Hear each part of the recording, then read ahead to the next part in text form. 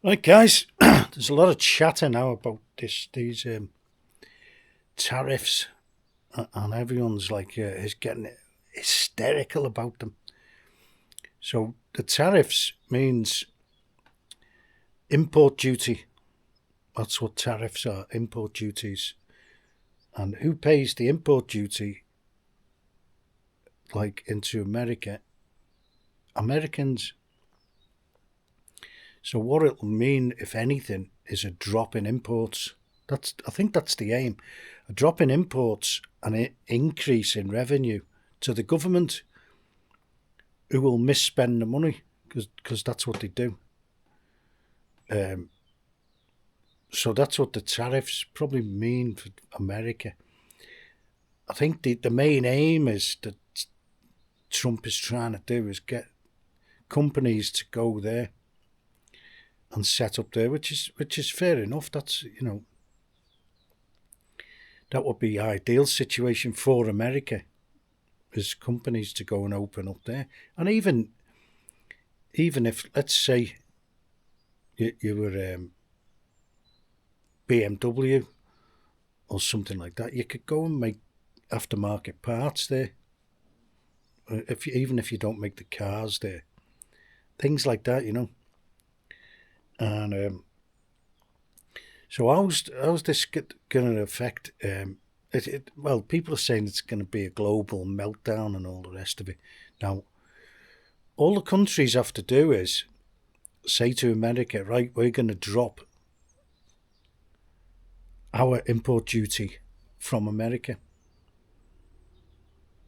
because that's what Trump's driving at. Is like all these countries have big tariffs on American goods coming in, but America doesn't have them reciprocally to countries which are exporting to America. So he's trying to balance the tariffs, and he's not even trying to do that. He's only implemented half, in most cases, half of what the other countries, unless there's they don't like each other politically. And most interestingly, he hasn't put any tariffs on Belarus or Russia. No tariffs. And so that may you can read into that what you will. No tariffs, Belarus on. I don't know what Belarus send to America. I think they're a large producer of fertilizers, and so are. So that's what he might be after with all this Russia stuff. It's things like fertilizers. There was a video that said each of those countries have got things what the other one needs. Russia and America have got stuff which they'd want off it from each other, which they don't have. That's interesting. So, and they're talking about it. They've got people talking trade with Russia now, Russia and America. And they might just slip it in, mightn't they, through Alaska. Who knows? Who knows what they're up to? The Ruskies and the Americans. They're always up to something, well, America is anyway. So what will that mean now for Bulgaria? Probably almost nothing. I mean, you get this van der Leyen standing up saying the EU's going to this and they're going to that, and the EU's tariffs and all the rest of it, and it won't affect most of the periphery countries anyway. She's talking about Germany, and she says the EU. She's talking about France and Germany like she always is. They're not asked about like all the other countries, like Bulgaria, who are getting on with it. Now the main trading countries with Bulgaria are Germany, Italy, Romania, Greece, Turkey. So they're all right next to each other, you know. So Bulgaria's in a good position, whichever way you look at it. And they're selling stuff, which they're going to carry on probably selling. They sell a lot of fuels, and I didn't know this, but they sell a lot of copper, refined copper. And I don't know where they get the copper, the unrefined copper from. Or I'm going to look into this. These are the kinds of things I like to know about. And refined petroleum. Now I knew they had a surplus of petroleum, and they get the crude oil from over there. Now they say they get it from Kazakhstan, which they probably do on paper. Just like the gas. The gas comes from Turkey here. And before that, you know, where does it come from? It comes in the Turk stream from Russia. It comes from Azerbaijan. And I think it comes from over like Bahrain, somewhere that way. Maybe Iran. And they've got big gas reserves, Iran. So all these pipelines, they were bringing one across Syria. I don't know whether it ever happened, and they reckon that was what a lot of the hassle was about, which it normally is, the oil and the gas and stuff. And I don't know whether it ever did. I'll have to look into that. I was looking into all this, the gas. Now, the EU and USA scuppered Bulgaria. They bullied Bulgaria. They blackmailed them because the Turk stream, which is called the Turk stream now, was the South Stream, and it was going to come in through Varna, gas from Russia, and they scuppered it. They said, if you do that, we'll just cut all your money off, all of it, basically. So what the Russians did is they spoke to the Turkish, and they sent the gas through to mainland Europe, Turkey, and they built a big gas hub there with the view to distributing it, which they have done now. Now, you know, they're coming through.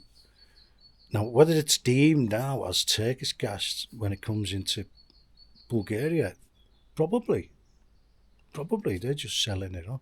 And this gas hub, you won't know where the gas is coming from, because all the pipes go into it, and then all the pipes come out of it. And whichever tap's turned on at any one time, that's where the gas is coming from. But it'll be charged from Turkey, that I suspect. Don't know. And so it comes through Bulgaria now into Serbia, and Serbia is now connected with Hungary, and Hungary is connected with Slovakia. So they've just cut off the pipeline.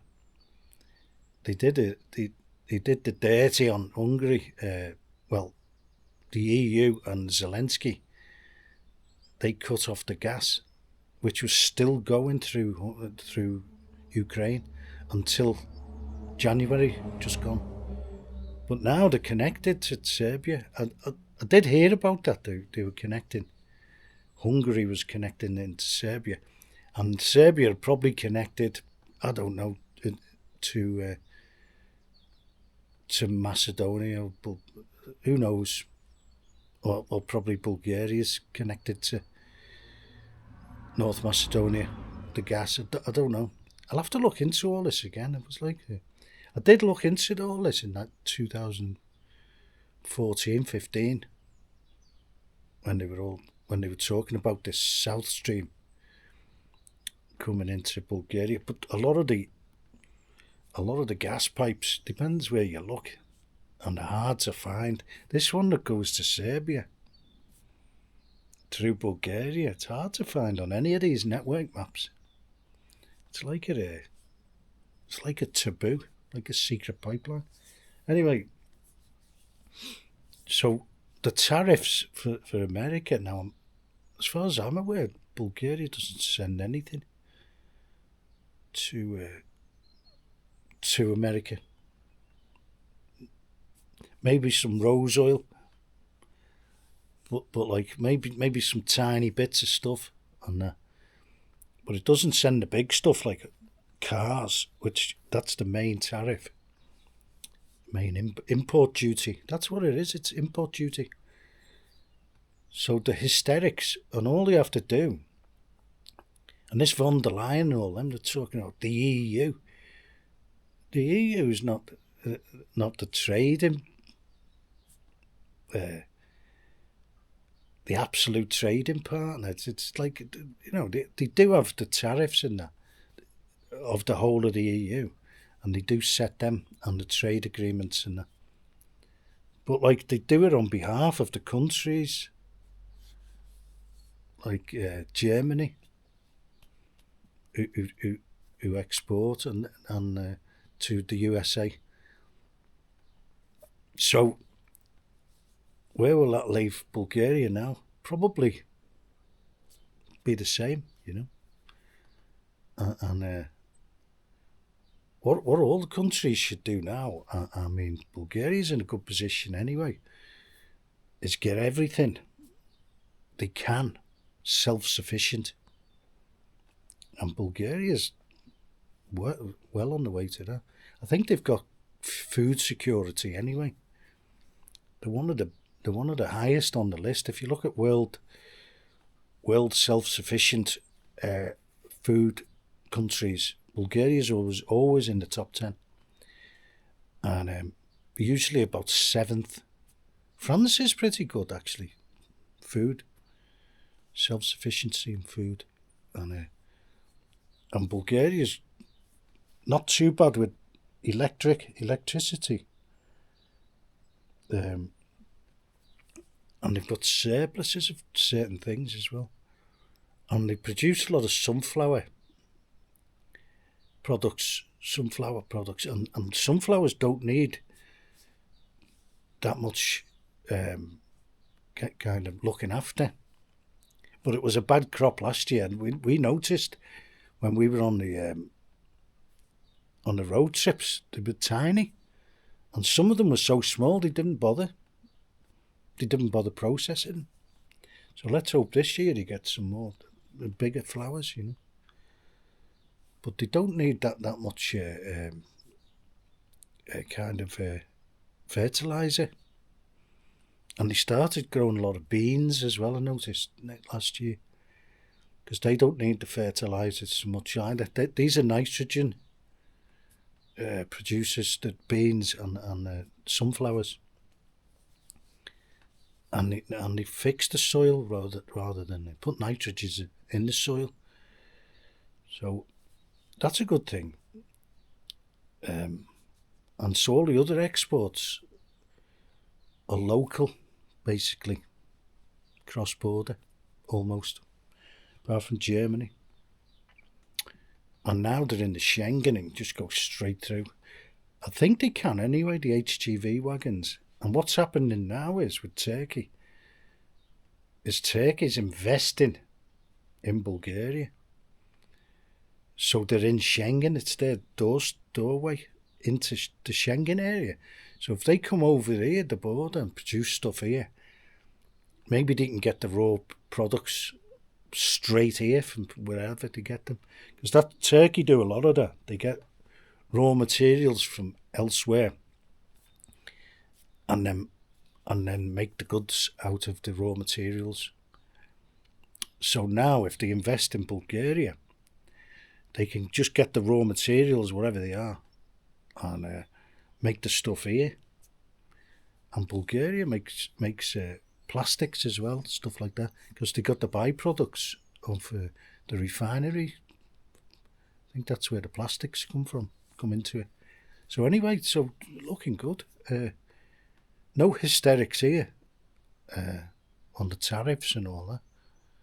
It would only really affect the big traders with America, which is China. China Canada, Mexico, and maybe from the EU. It's not all of the EU. It's, Germany, probably. I don't know who else deals with America, the main people. But that's the other one. There's China, which is put at 10%. And a very large part of the UK's financial products, that's what they export or trade with America. I don't know how that'll be affected. But it was interesting that they said they were going to put a tariff on the UK because they don't have free speech.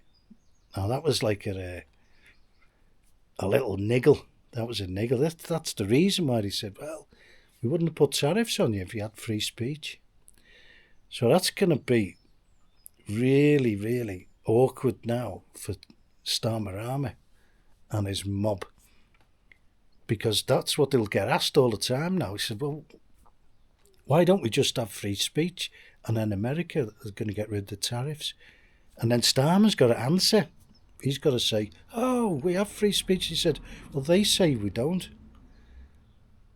And so does the judicial system. It was just now come up with a very big statement that, like, the sentences that are handed out are going to be 2-tier or 3-tier, whatever tier.